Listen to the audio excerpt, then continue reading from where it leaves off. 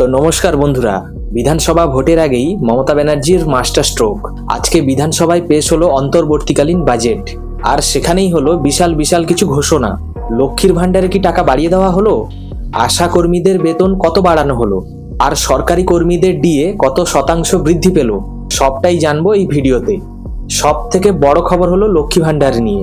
এই রাজ্য বাজেটে লক্ষ্মীর ভাণ্ডারের টাকা কিস্তিতে আরো 500 টাকা বাড়িয়ে দেওয়া হয়েছে।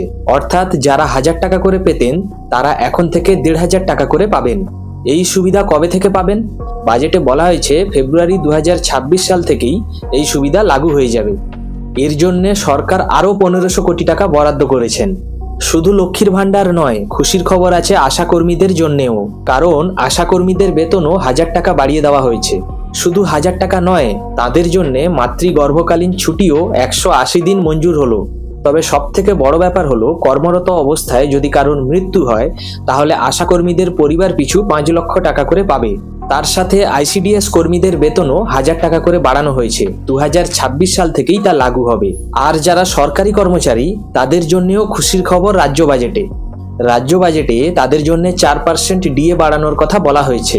এটা 1 এপ্রিল 2026 থেকে লাগু হবে। সামনেই 2026-এর বিধানসভা ভোট, তার আগেই এইভাবে সোশ্যাল ওয়েলফেয়ার স্কিমগুলোতে টাকা লগ্নি করা, এটা কিন্তু একটা বড়সড় স্টেপ এবং রাজনৈতিকভাবে খুবই গুরুত্বপূর্ণ। বিরোধীরা অনেক কিছু বললেও মমতা সরকার কিন্তু মহিলা ভোট ব্যাংকে ধরে রাখতে এমন বড় পদক্ষেপ নিলেন। বন্ধুরা, আপনারা এই বাজেটে কতটা খুশি?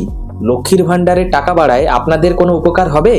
কমেন্ট করে অবশ্যই জানাবেন। আর এই ধরনের আপডেট পেতে আমার চ্যানেলটিকে অবশ্যই সাবস্ক্রাইব করুন। ধন্যবাদ।